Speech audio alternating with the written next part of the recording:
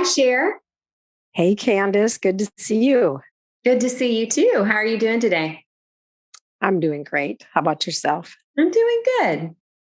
I'm excited about our topic today, just to give our listeners more insight and information about a few of the elements that we talked about last week. Because last week you shared one of your stories of severe harm.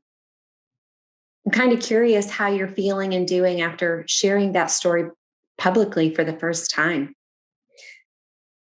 Yes, thank you for asking. And I have been processing um, out loud and in quiet, Mhm. giving a lot of care to my body and my heart and my mind because putting it out into a public place is definitely very impacting for me. As I said last week, I haven't shared any of my stories publicly. And so, yes, it felt like a big step. I have found myself really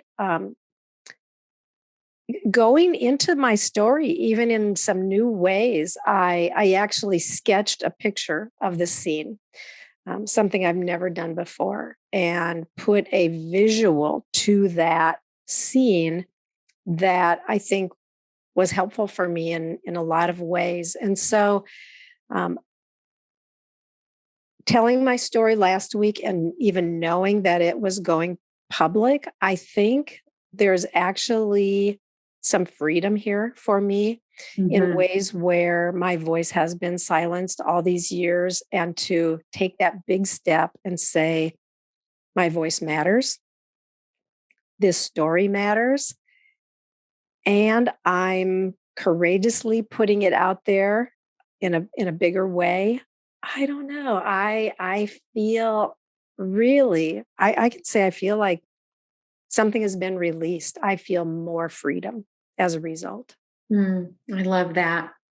We talked about last week how we're not talking about showing up and sharing your stories of harm publicly. Not that someone might not do that someday, but I'm aware that we have listeners who have stories that have never seen the light of day. Yeah.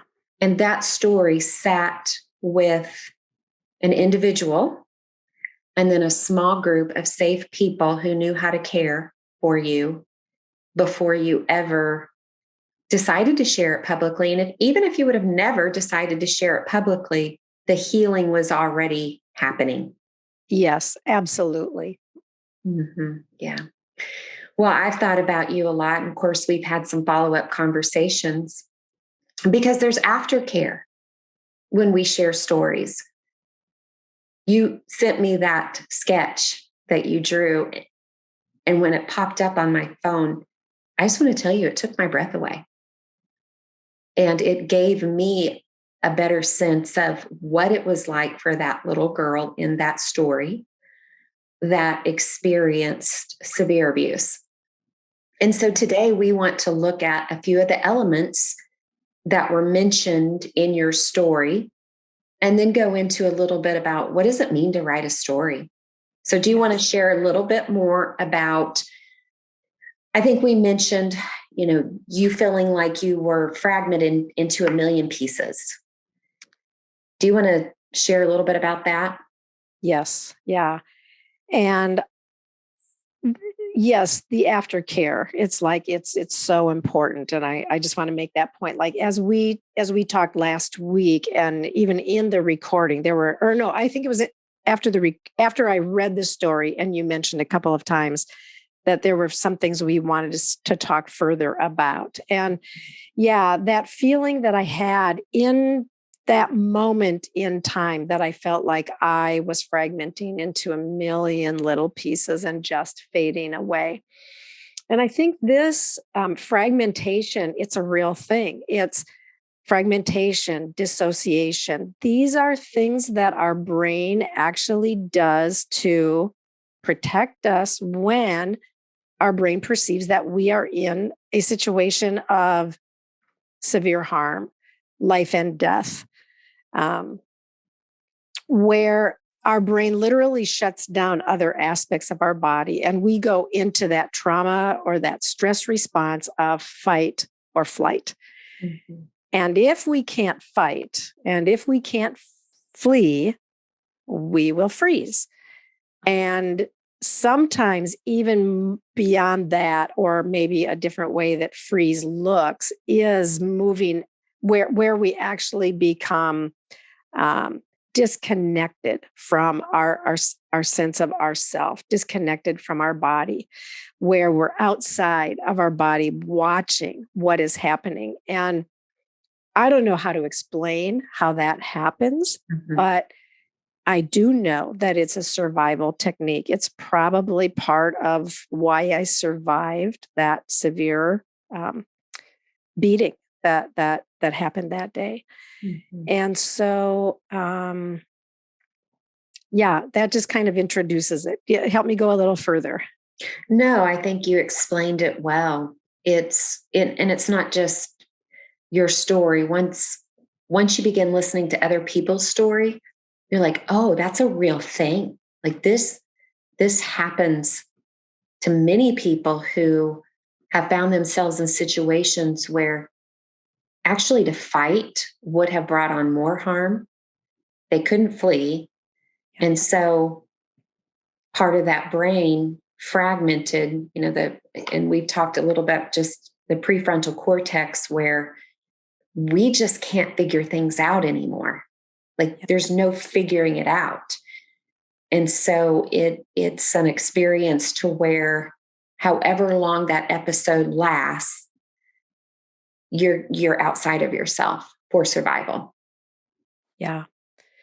And how then, if you receive care, if somebody calls 911 and the ambulance comes and the wounds are tended to and head injuries receive, all of the things that should happen in a situation of trauma. Mm-hmm. But when no care is offered and the body has to just figure out, the body and brain has to figure out how to survive on its own, alone, as a child. Yeah, we're created with this ability to survive. Mm-hmm. And even in situations that are dire, where we can't, as you said, Mm-hmm. we can't fight, we can't flee. Mm-hmm. And so trauma isn't only happening to our bodies, it is, but then the messages that are received when there is no care and it's repeated brings about it doesn't matter. I don't matter. This is just part of my life and normal. Yeah. And it really, I like you've used this word, and it really does describe you become more and more diminished. You're who you are.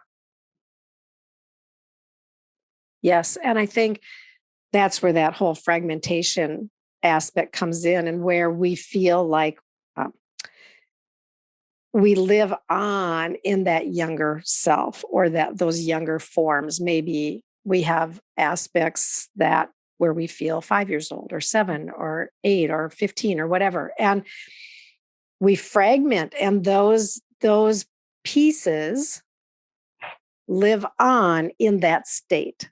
And then when something happens subconsciously and we're triggered, we literally function internally out of that fragmented part of ourselves, rather than, our adult 35-year-old or, 55-year-old self. We're in some way functioning as that fragmented part that was never given care and has not been able to heal. Mm-hmm.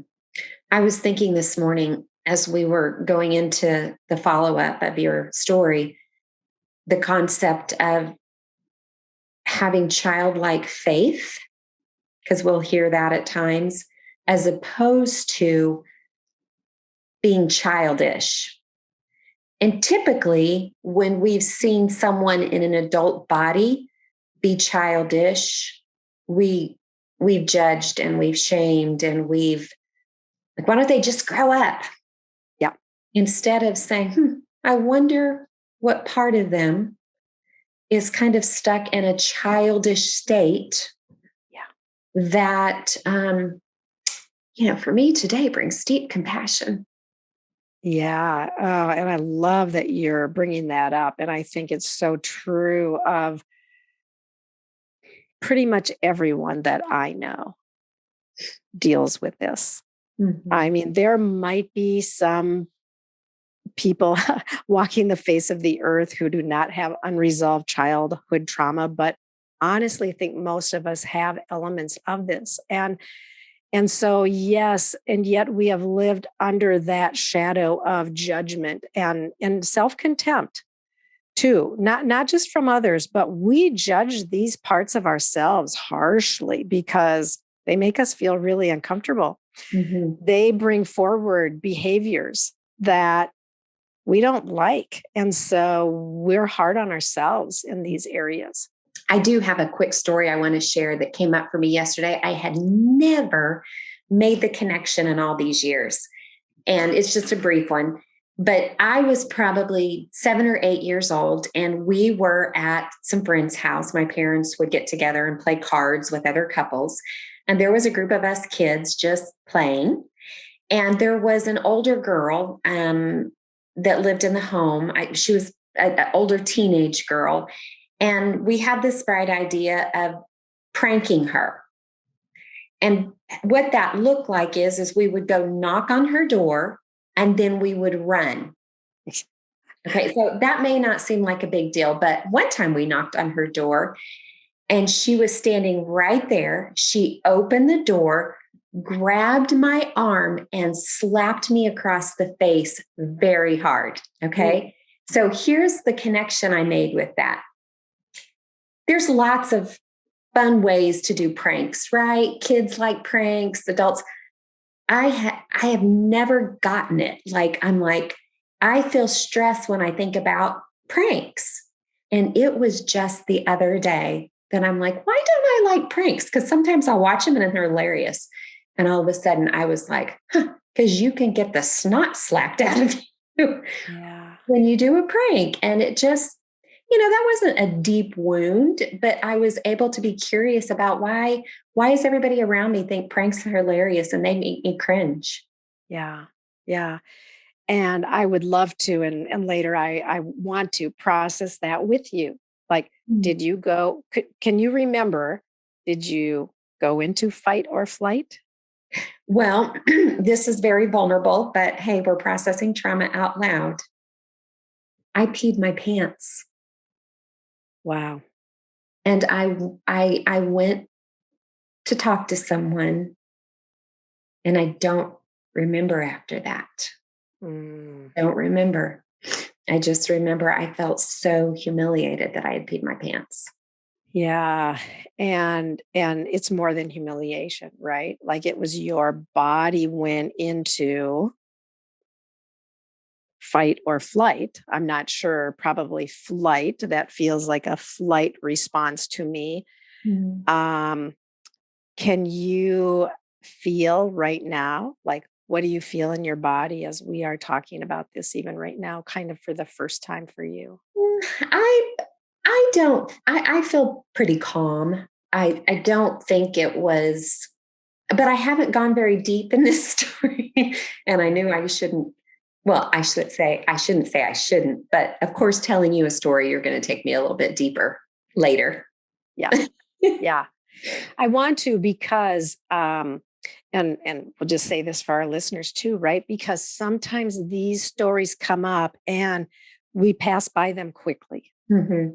But that was a significant thing. Like here you are decades later asking yourself the question and getting curious, why don't I like pranks? And boom, there's a memory that comes up. And when that happens, I really believe it's always an invitation. We can walk toward it and bring some care and curiosity, or we can push it aside, minimize it, and go on and find ourselves still struggling with why people enjoy pranks and we don't. Well, and I'm just thinking, I'm Yeah. sure my kids would have thought I was more fun if I would have liked pranks. Exactly. And I think the bigger, obviously it's not about pranks, but it's about here's an area in your life where you haven't had freedom, where you haven't been able to experience joy and laughter and even silliness, right? Mm-hmm. Because something has been there that has prevented it. So actually, I love that example. And thank you for bringing that up. And yes, we will talk a little bit more later about that. So yeah. Let's go ahead and go into a little bit of what it means to write a story and how we began writing our stories, the invitation to do some excavating. Right. And yesterday or last week when I read my story, and I mentioned prior to reading it that this is a story that I have written out. And so we have a method that we use that helps us. Approximately 600 to 800 words. Not less than that, because if we go less, we don't get into the nitty gritty details that are important. And also not more, because we want to confine it to that moment, almost in a way that those 2 or 3 moments when the harm actually happened. And so, but we have several points that we really look at as we're writing our stories. And we'll have a resource on our website, which you can go to, which is www.processingtraumaoutloud.com, and just find our free resources there. And you will see a document that just helps you really think about what to consider as you are writing a story of harm. And so, yes, we want to start with usually a story of harm that we're writing. We're going to start with, and in the story that I shared, I actually even called it My Very Good, Very Bad Day. And that's kind of the kind of story that we're looking for. It's when we're experiencing a moment like you in the story, even you just shared. You were having fun. You were being silly little kids. You were, so we want to start in this place where we're experiencing peace of some kind, or fun, or we feel joy. And then something happens that just shatters that, where our brain and our body is caught off guard and has to go into a completely different space. So that's kind of the story that we're looking for. Any other thoughts on that? Yeah, I think that oftentimes we are in that place of experiencing peace, but it could also be it's just a normal day. Right. And the point of trauma is the nervous system gets activated at any point. Yep. And you've said this a few times, there's no aftercare, there's no help, there's no eyes and ears that can come in and bring comfort, bring help in real time. And so I know when I started writing my stories, I liked the idea of how that invitation was made, and this was helpful for me. Do you have even a few things that often pop up in your mind?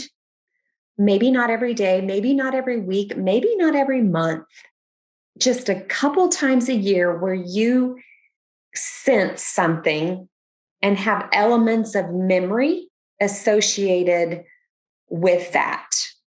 And, I knew I had a few of those stories that I'm like, okay, I don't have all the details, but I have this sense of this is a story that has just kind of kept coming back in my mind, even though I had never talked about it or shared. So that was helpful for me, that I didn't have to have, because we don't in trauma, we don't have these full memories. So it was helpful for me to just, I actually wrote down 5 different bits.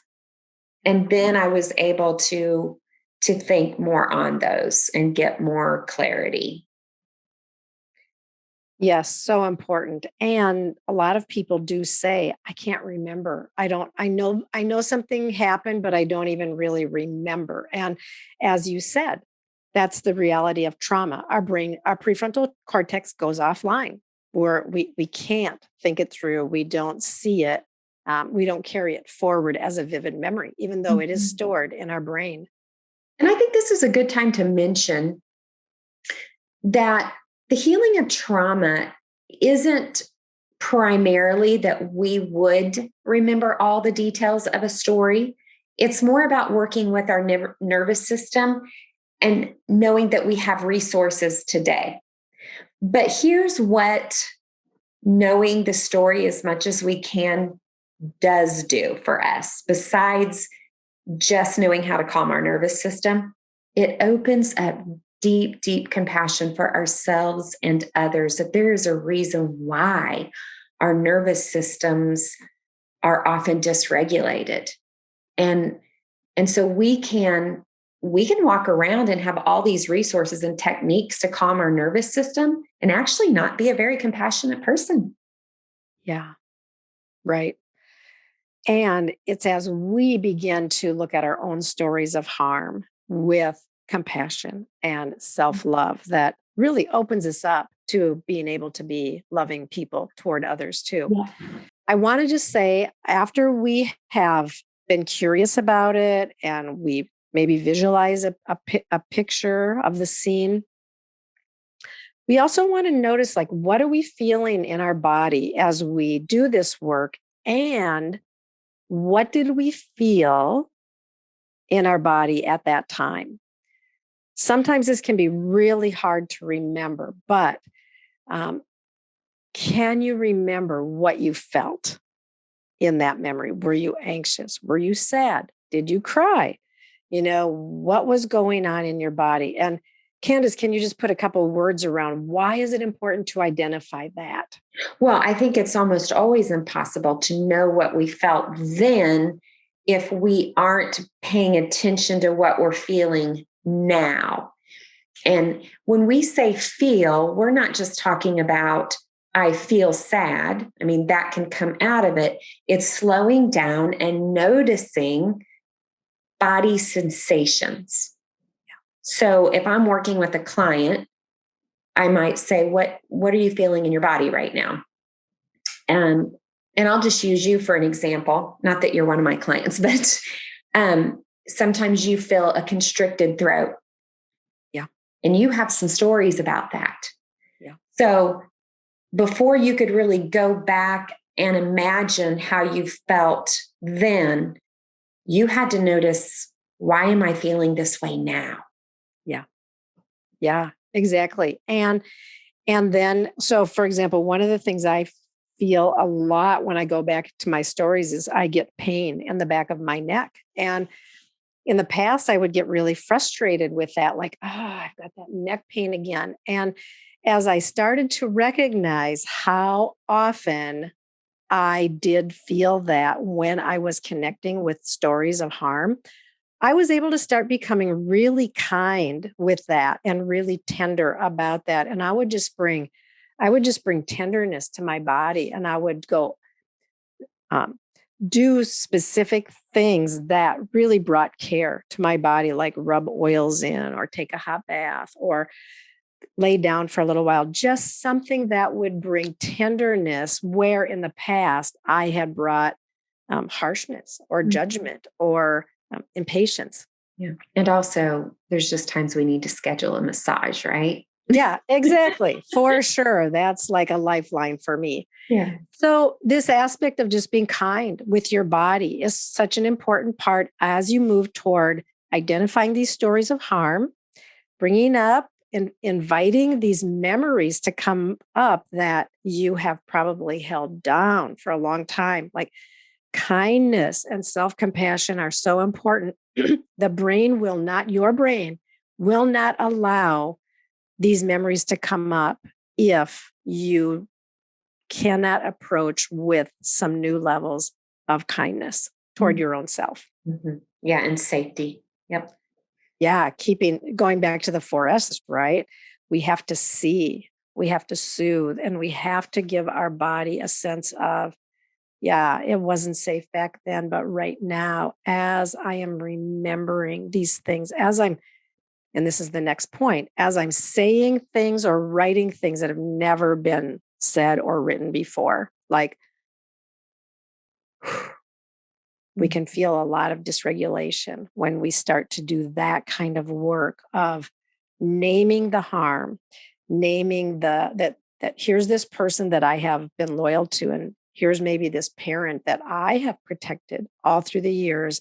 And now here I am for the first time saying, they did something that was so hurtful to me. Mm-hmm. Super hard and super important. Yeah.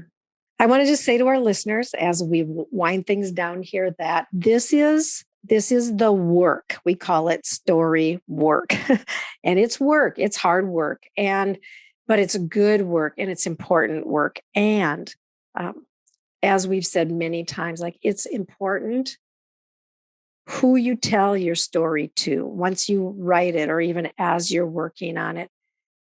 Search for, look for, pray for, pay for, whatever it takes, a person who can be with you in that place and who will really sit with you there, and who has the capacity to hold this story with you and even for you when it's tough for you to do it on your own. So, yeah, we just want to say, like, this is good and this is hard, and this is important.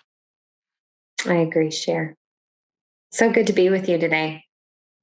You too, Kandace. Thank you. Again, I'll say it again. Thanks for doing the work so that you can be with me in my stories, and that you're able to open up so I can be with you in your stories too. Yes. Such a blessing. Love you. Yeah. Love you too, friend.